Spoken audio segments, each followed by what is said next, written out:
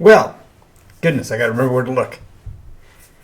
Happy St. Patrick's Day. I know I'm a little bit late, but I'm wearing my green for the day. Haha.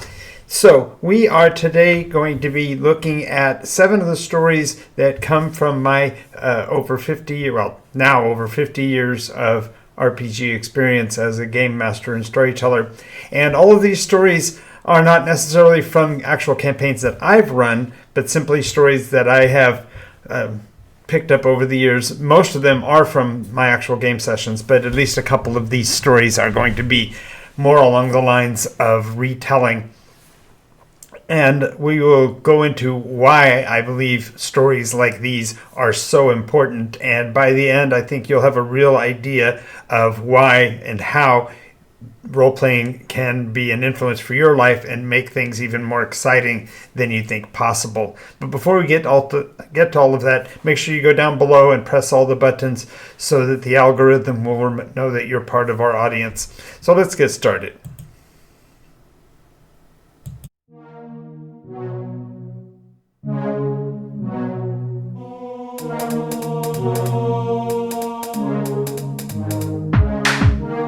Absorbing damage is the name of the game.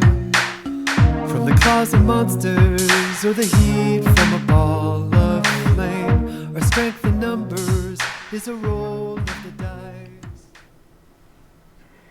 Alrighty, so we're going to be talking about stories, and these are adventure tales. Now, I'm going to strip out most of the mechanics because that part's only interesting to those of us who are already gamers. But I want to instill in those of you that maybe have never tried a role-playing game as examples of how the way the stories develop actually give a bit of insight about the players and about how you can actually influence your own life in the long term by including role-playing games in your processes. Now, having been a role-play gamer and a dungeon master, game master, storyteller, etc., for all of the years that I've done it, the real element to me that is important is that these stories are not just the retelling of facts. It's not a recitation of specific details, because details can get lost in the fog of memory. But more importantly, these are memories. These are those situations that occur in a fictional realm that become internalized by the people who participated in them and become part of who they are. Now, in many cases, it's a diversion. It's something that we do for just the sheer enjoyment of it. But I think in some of these stories, I think you'll see how it could be so much more than just that. So we're going to get started. We're only going to be dealing with 7 of the individual stories from my past, and we'll probably do more episodes like this in the future if you guys find them interesting. So make sure that if you like this episode, you make sure to share it with somebody else, because we really need to get more people aware of the value of role-playing games and generally in play overall. We, as human beings, our players, our children, throughout our adulthood, no matter what anybody else tells you, you're still as young as you want to be. I'm going to start off with a story that's not in my 7, so there we go. When I was dealing with my son just before he joined the Marine Corps, one of the situations that he had realized was that I'm rather childish. I like to play games. I like to be in a playful environment, and I'm generally optimistic. Well, after he had already signed up for the Marine Corps and was getting ready to go, we had one of the very, very few earnest discussions that we got into as he was getting ready to go off on his own. And there was tension in the room and things like that, and he declared himself at age 18 to be older than myself. And I've embraced that wholeheartedly. My life is that of somebody who is perpetually 17. I'm still in that questioning mode. I still challenge the people that that have been in positions over me. I've always been a person who wanted to know why things happen and such. And so in dealing with my son, when he declared himself 18, that's an example of a story. It did happen, and he is now gosh, let's see, he's born in 85, so you can do the math probably faster than me. This is 2025, so what is he, 40 this year? That's a sobering thought. But he's older than me, and that's okay. That's fine with me.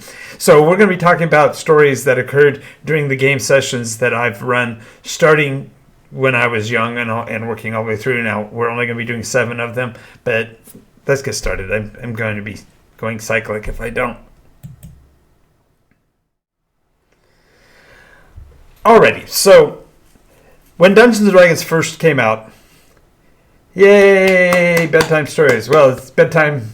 If for some of us, it's early morning. For me, it's 2:30.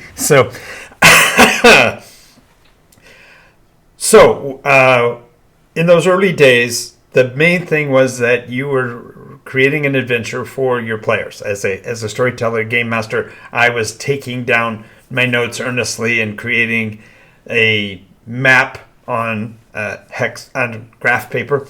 There were people who had hex paper, but I was not quite so fortunate at the very beginning, so most of my mapping was done on graph paper.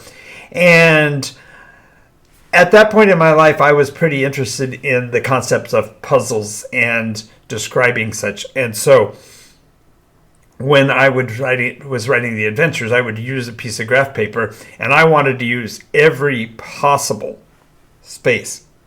And so this is probably, I'm 12 or 13 years old at this point. Dungeons and Dragons, the volume hasn't even been released yet. The Advanced Dungeons and Dragons book was supposed to be coming, but I didn't have one yet. I had graph paper, I had play experience, but I had to create my own dice grid system using 6-siders. Anyway, I'm getting off task. So I'm mapping, and I'm drawing the map out to use the optimal amount of paper. I wanted to have as many rooms as possible, the encounters as possible, because, hey, thank you, says Expect. Where's my? I got a cool thing that I brought in to include. A new follower, excellent. Glad to have you with us. All right, so this concept of the labyrinth was excellent. We will look into that. Glad to have you with us. Hey, anyway, we are writing this. I'm writing this first one of my primary adventures, and I was dragging it out on using up all of the graph paper possible. So I was using all the lines and whatever. So I normally game mastered for people around my age, but when I was going to what now they would call junior high, middle school, I was a fresh-faced 6th grader into 7th, and there were kids there. They were in their 8th grade, getting ready to go to 9th.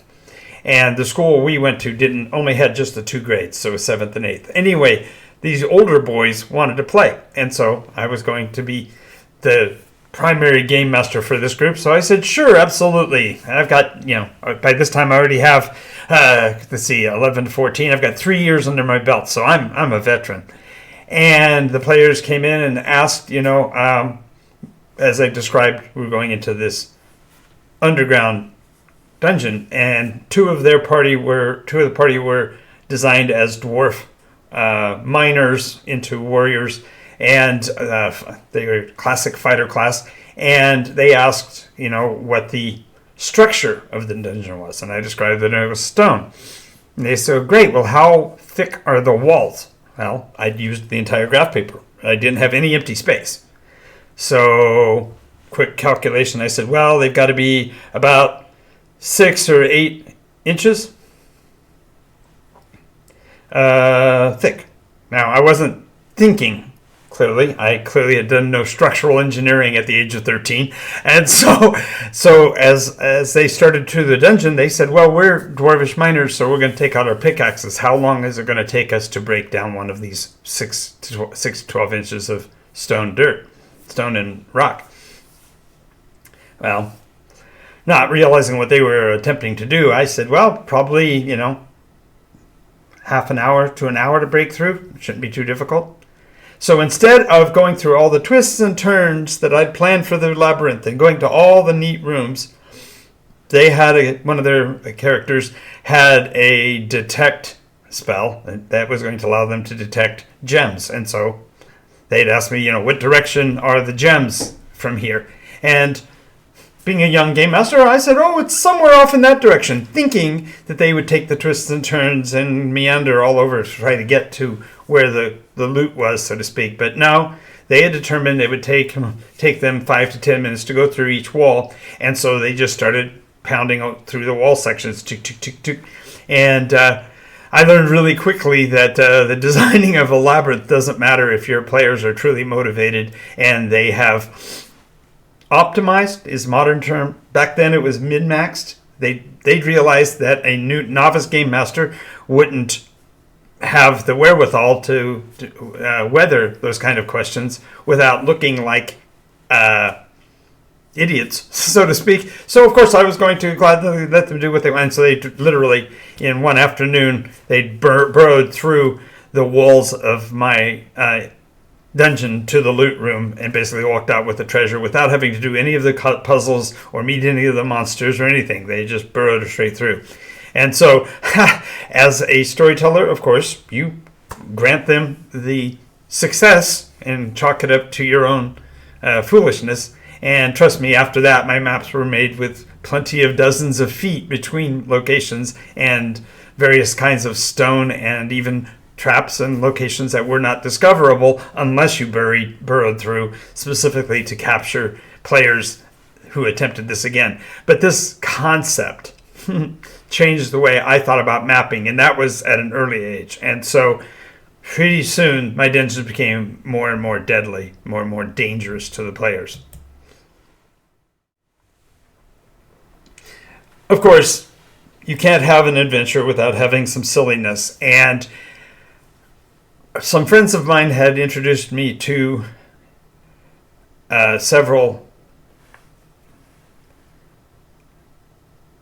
There you go. Thank you very much, Drake. Appreciate that.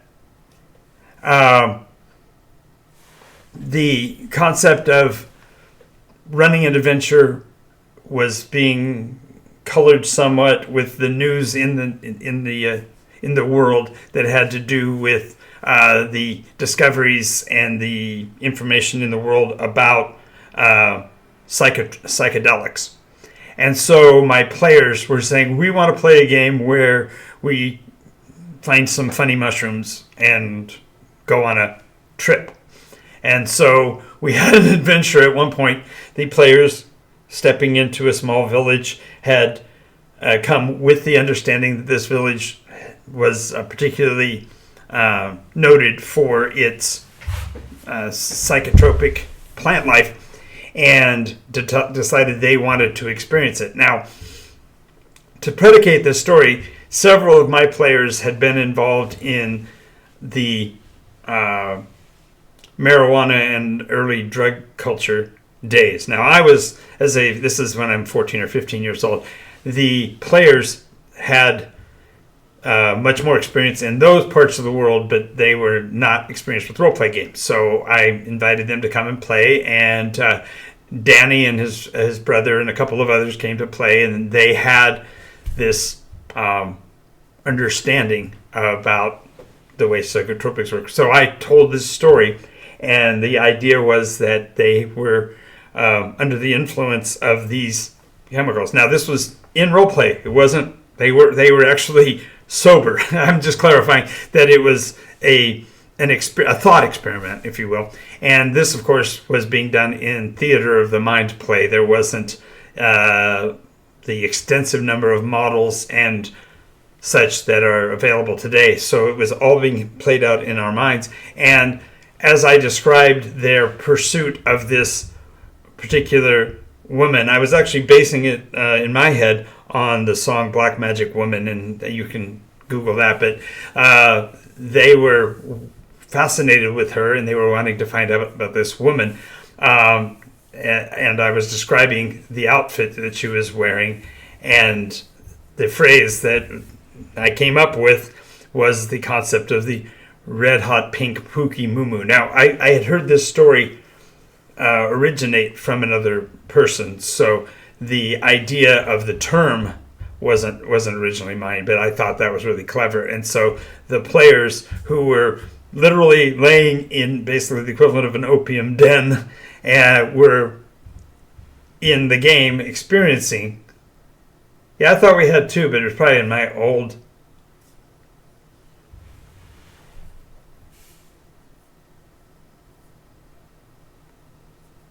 It could have been under the other server. Strig. That may have been.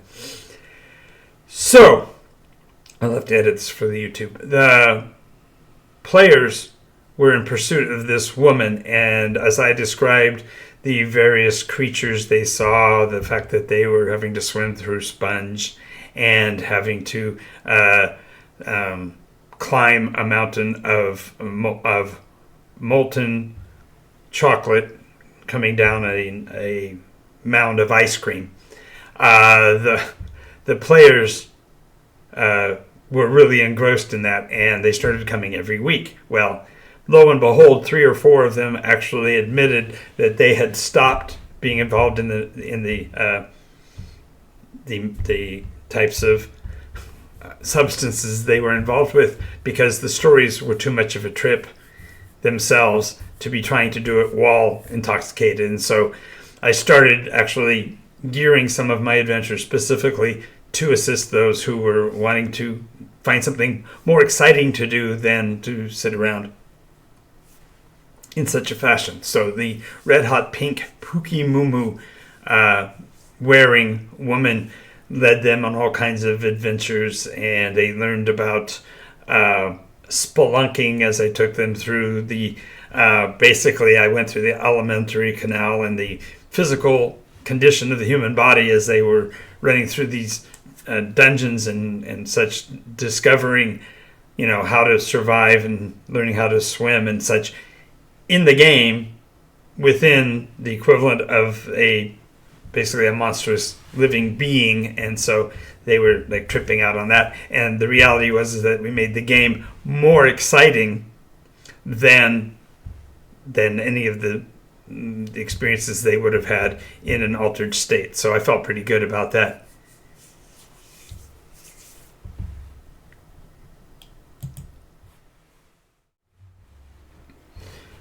All right, so this is another great story. When you're drawing maps and you're getting the placement of the walls and such, one of the biggest details that you can get into is to describe to the players where they are, where they're going, what they're doing, and letting them make decisions based on that. Well, there's this problem. Most of your maps are rectangular in size and shape, and inevitably you get to the edge of a wall and you don't know what to do when your players decide they get to the end of a hall and, as I said before, decide to excavate their path, or you have to give them an alternative. Well, since it was theater of the mind and I wasn't the one who was doing the mapping, the players were, got to a point where we stepped literally off the map of what I had in my head, and they wanted to keep going that direction. So I didn't want to deter them. One of the things you don't want is to make players decide they don't want to play with you because you limit their actions. The very concept of the railroad game master versus the sandboxes. You don't want them to feel like you're guiding and making them go in a certain direction. So as they went off the map, I told them they were entering a 10 by 10 room, and that the 10 by 10 room had 3 doors on it, and on each of the doorways beyond it said, "You're going the wrong way," in big black letters.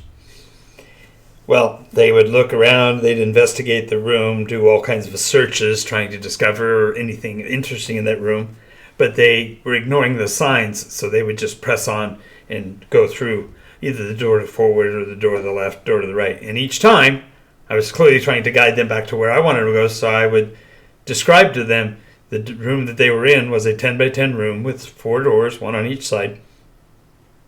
And on each solid wood door, there was a big black lettered sign that said, "You're going the wrong way." So, if I recall correctly, one of the players actually kept notes on how many rooms they went through, and I think they went through 50 rooms. That very description. every single time, because they were not going to be deterred by anything that I had given them. They didn't trust the sign to be telling them the truth. But it was really interesting that they had to therefore stop and change their course to eventually find their way back out, because this now labyrinthine grouping of rooms had gotten 50 rooms in size, but they had to then retrace the number of decisions that they made to find their way back out. And they learned a lesson that day, but so did I. Going the wrong way is not a sign to put in front of a game player. They're going to push right on through. Okay, so this story is actually talking about a particular player, and let's just call him Dave, for lack of a better name. Dave was one of these players that in later years, now this was when I was like 14 or 15, maybe 16 years old, the story of the game was very serious, but this young man was very much an escapist in terms of how he wanted to play. And so his approach to the game, therefore, was to always be rather edgy, and he would do fine for a while. His attention span was such that he would follow for a while, and then all of a sudden he'd decide to go berserk and go running in this direction or that direction, or doing something like shouting through the dungeon. Matter of fact, he is the person that invented the Nikos equivalent of Monster Summoning 1. And in my case, Monster Summoning 1 is a spell effect a magical effect that you can create without having any knowledge about magic. And the way it basically works is you put your hands to the side of your face like this, and you simply call out, "Yoo-hoo! Beasties!" and continue down the hallway, and after so many feet, you do it again. And this idea became known as Monster Summoning 1, and the players would therefore use that to get the monsters of the lair or the dungeon to come running. Well, anyway, Dave was so concerned and aware of his personal penchant that he actually came to the game with he would describe it as his golfing bag. And it was a longer backpack, I suppose. It was probably a shoulder bag, but in that he had a folder, and in that folder he had written on the outside of it, golf bag. And the golf bag would literally have his group of characters that he had already pre-generated. He knew that his peccadillo was to go running off into various directions and ultimately be demised and have to pick a new character. So in this bag, not only did he have the character sheets, but he also had a rubber stamp that he'd gotten from I believe it was a library store, and it originally said dead file, but he had actually, no pun intended, he had filed the word file off of it, so all it said was dead, but it left an empty space below it and a bar around the entire box. And so as he played and did the inevitably crazy thing and went off the tangent and would demise, he'd bring the character sheet over to me as a game master and have me initial the date and the time and then sign the dead box on his character. And it was on the backside of his sheet. He had all of these dead, because he understood the economy of a role-play game. You bring a character to the game, it doesn't matter whether he's played it in another adventure. If all you're using is the base numbers, you can play it over and over again. And because he always knew he would get demised, he had all of his characters with this place to put the dead stamp on the back. But then he named the characters in terms of their definitions by their class in terms of golf clubs. So, for example, if he had a paladin, that would be his driver, and so he would describe the driver as the paladin. And in many cases, it was named driver because he was excited to play, but not particularly, imaginative in terms of names, because he knew that they'd be gone in just a few minutes, and so it was just crazy. So he would have the woods would be his rangers, elves, things like that you'd expect to come from the forest. And then he'd have the little folk for his putters, and then he would have as his irons his clerics and standard bulk fighters. But the idea is that the elements, therefore, these golf clubs, he would play until all 9 of them were dead if you gave him enough time. So if the game session lasted enough hours and he got bored enough times, he'd go through all of his clubs, and once he was done with all his clubs, he was done playing for the night, and he would, see you guys next week, and he'd have another 9 set up for the next week that were not game characters that he'd played in my games, because all those that were dead, he wouldn't bring them back because he understood the mechanics of the dice rolling of the games. But the idea is, therefore, the golf sessions became, the games became his golf course, so to speak. And what was particularly funny is that he particularly liked it if his character was one-shotted, because then he could say he got a hole-in-one.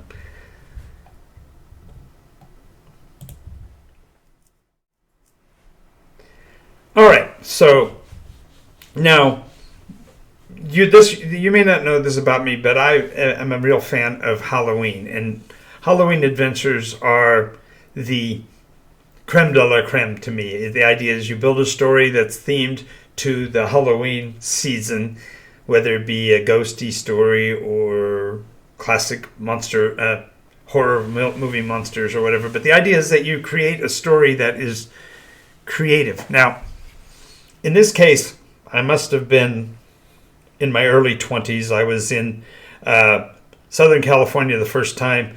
I was, as a newly minted air traffic controller, I was running an adventure for several veteran players, and I really wanted to impress them. So I created this very concept of a dark and foreboding castle, driving rain that was driving the players to try to find shelter and such as the very beginning. Well, as I did so, the players, as they stepped to the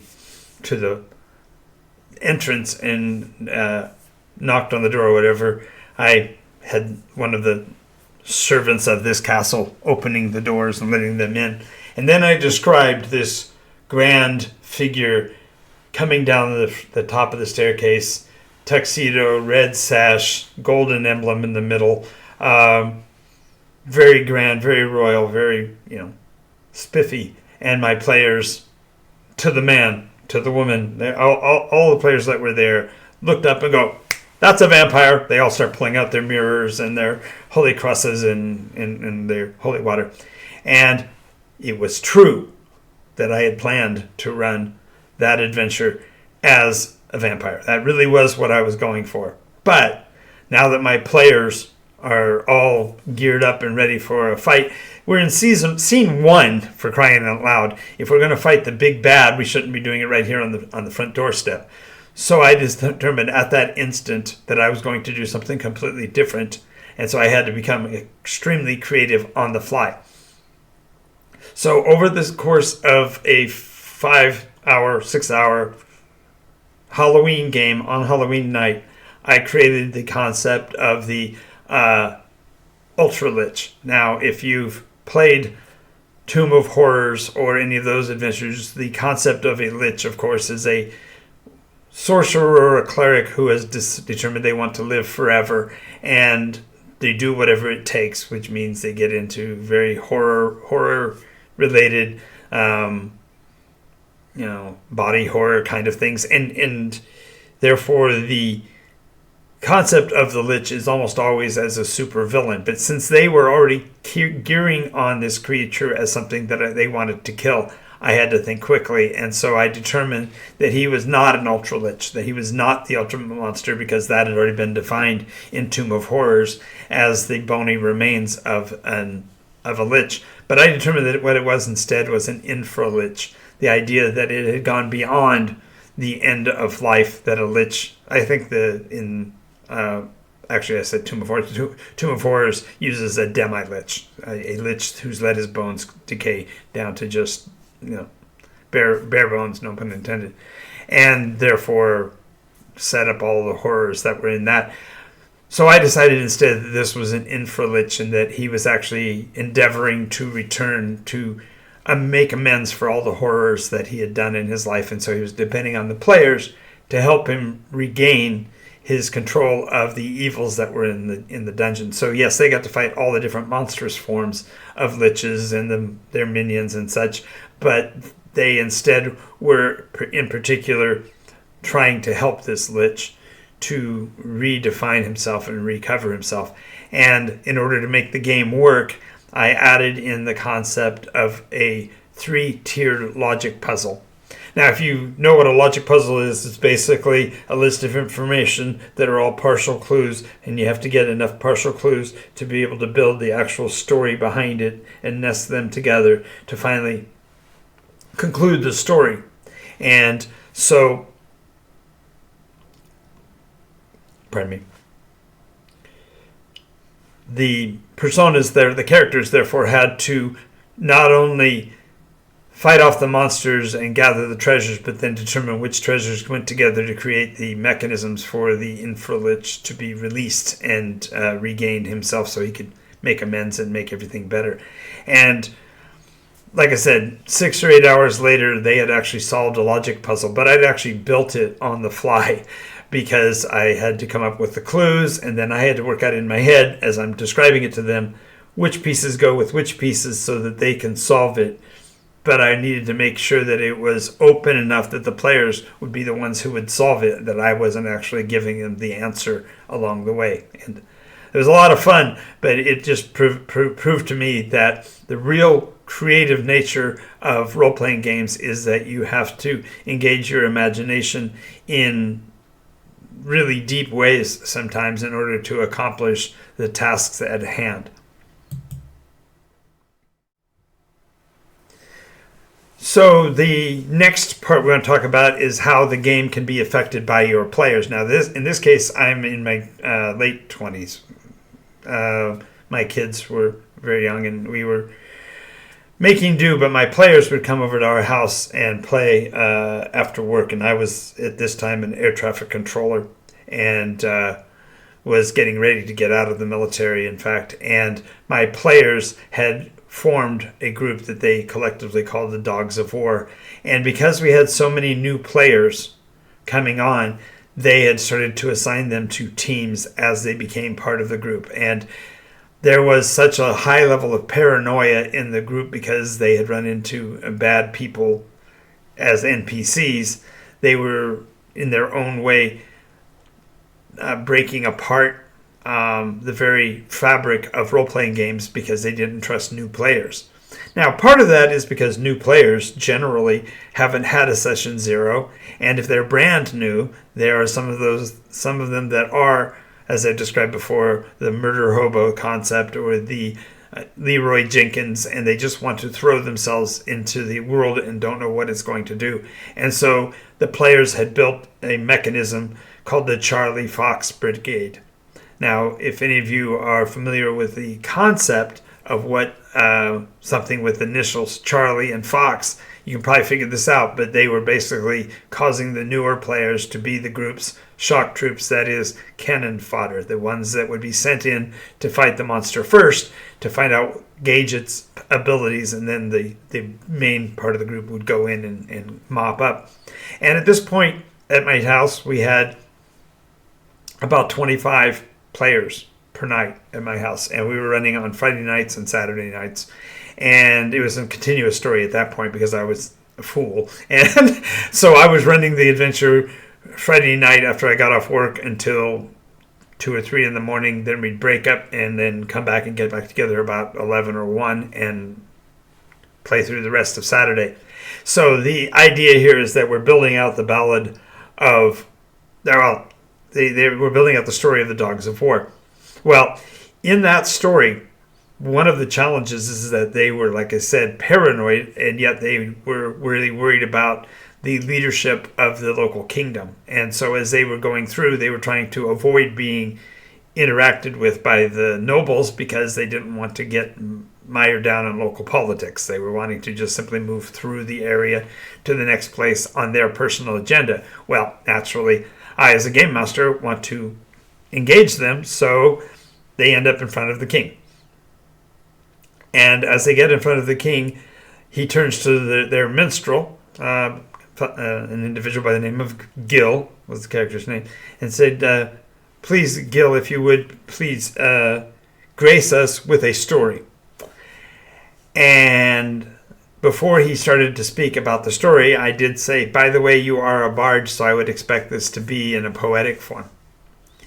And he looked at me kind of funny and went, yes, I'm a bard, so naturally I know poetry. Great. And I said, well, I'll tell you what.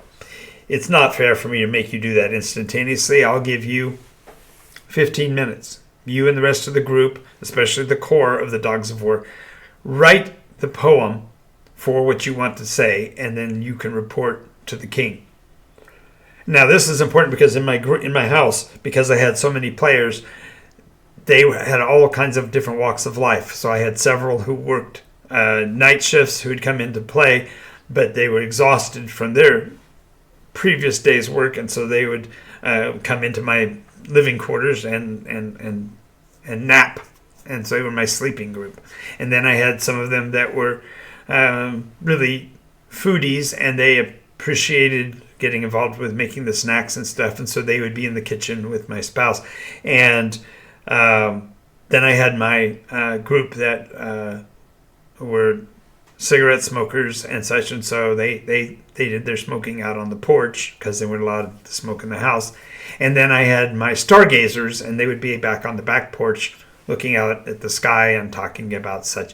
And so as I ran the adventure, I would be the one to get up and move with my clipboard from group to group to group within the house so that the entire collective of 24 players would be kept active. And of course they kibitzed in between, so it was a fun time to be had by all. There were snacks everywhere and all of that.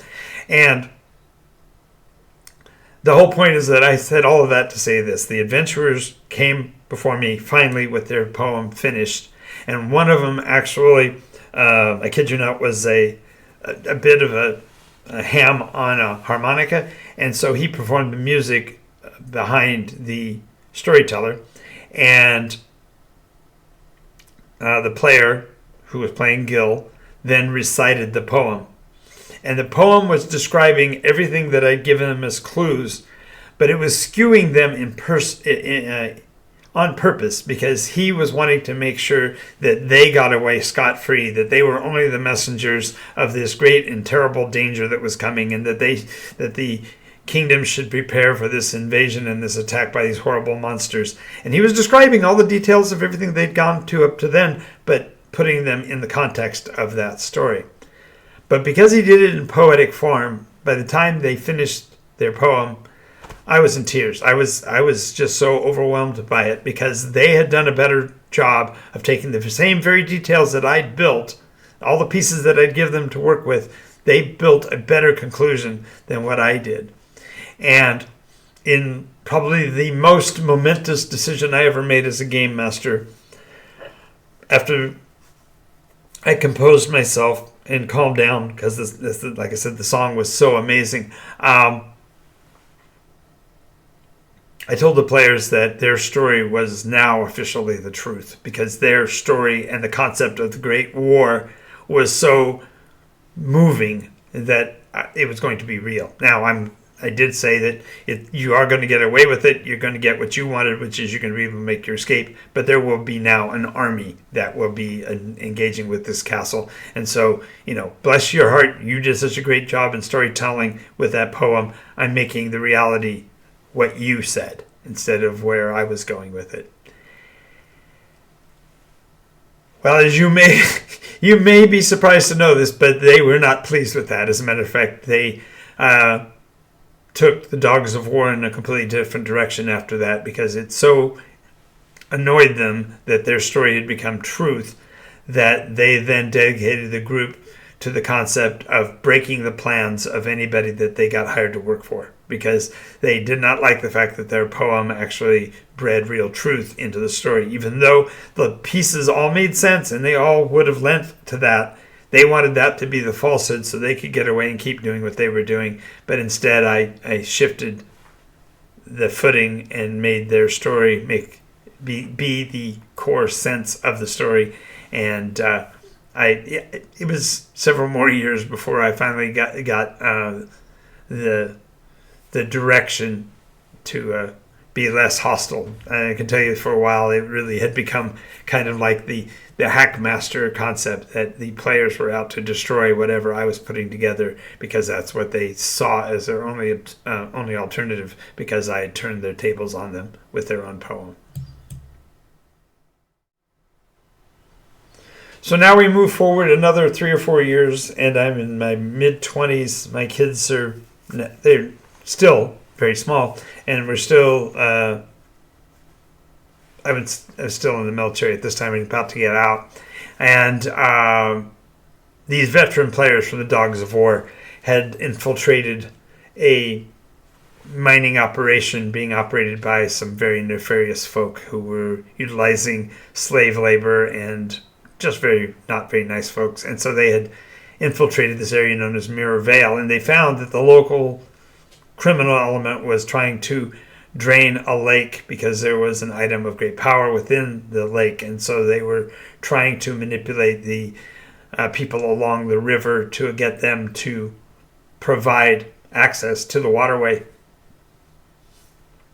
And so it starts off with the primary members of the Dogs of War having insinuated themselves into the criminal organization and were endeavoring to find out who was in control of it. They'd found a couple of clues to A&A shipping and how the shipping organization was moving resources out of the valley and undercutting the economy, and were actually making it more tenable for each farmer and such to give up their land rights so they could continue to drain this lake. Well, there was a certain miller who had a milling operation alongside the river, and throughout the story they had been kind of avoiding getting into the more industrial side of the community businesses. They wanted to just figure out what was going on with the farmers, but they finally got around to it, and they discovered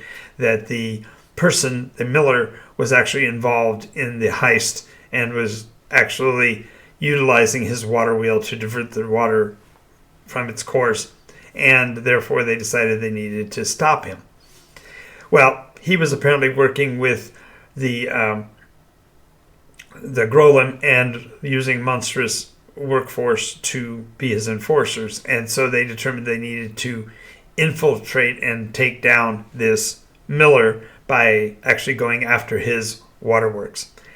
And this is an example of where A, the big group, and B, novice players, the Charlie Fox Brigade that I talked about way back 2 stories ago, come into this. And that is, they established that the Charlie Fox Brigade should be the shock troops and not to be the ones who actually make the attack. And so they determined they're going to sneak in and they're going to try to cause the waterworks to stop functioning. And then they told the young player, who was one of the new members of Charlie Fox, the Cannon Fodder Brigade, to stand ready, keep an eye on the waterworks, and when the water stops, when the water wheel stops moving, to get the people of the rest of the group, the other 15 players, over the waterworks and into the structure, and therefore start taking apart the Groll monsters. And because they made sure that this one individual was watching, that player was therefore, because he didn't want to make a mistake, had the other players come with him. And so he had several other players with him at the point when he's supposed to make the determination to make the assault. So, as the Alpha group did their infiltration, started to work on the local leadership to get the waterworks stopped, they are getting in a fight, and they realize that they are outnumbered, and so they really need to get this water wheel stopped so they can get allies and support from the rest of the group who were sitting on the other side of the river waiting for the waterworks to stop.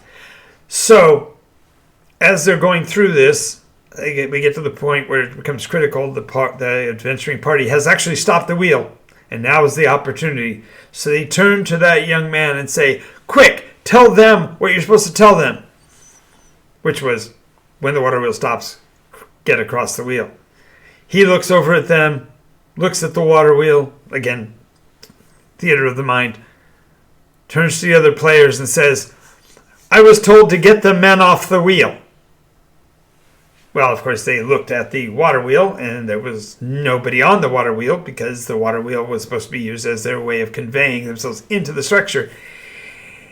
And the group said, well, we've done our job. There's nobody on the wheel. Mission accomplished. We'll just wait here for the group to come back together. So the rest of the adventurers who were inside realized that wasn't going to work, decided they needed to withdraw, and eventually meandered back after leading the bad guys on a merry chase because they hadn't been successful at all. But that phrase, get the men off the wheel, became a beckon call for all of the players in my groups to realize that sometimes you need to pay a little bit more attention or have other players also know what your mission is so that these kind of things don't happen. Now, with the Nikos RPG mechanism, there's some ways to avoid that, and we would perhaps talk about that in another video. But the idea here is that get the men off the wheel was the trigger words, and for months after that, anybody that made a mistake or got confused about something would remind everybody else to get the men off the wheel. Alrighty, so that's been 7 stories from the world of Nikos throughout my time as a storyteller, and we've only gotten about a quarter of the way through my experience as a storyteller. So we have a lot more to talk about, a lot more exciting stories to tell. So if you want to hear more, make sure you let me know in the comments. And if you are a role player and haven't got your friends, relatives to play games with you, I recommend you let them see this video, share it with them, and guide them to become a part of our community, because I'm going to show you ways through the Nikos RPG to bring players who have never even sat down at a table to play a board game, let alone a role-play game, how to engage them and play in a future episode. But the reality is that the RPGs are the living embodiments of stories, because all of these stories I've told you, my players who have played with me off and on through the years all remember these stories. I have players that are playing right now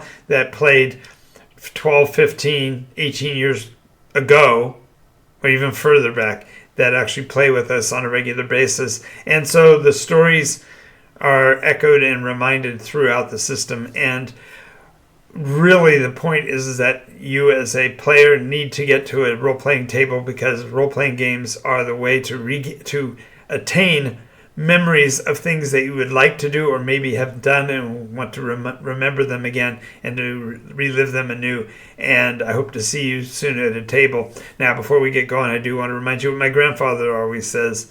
Okay, that's enough work. Go play.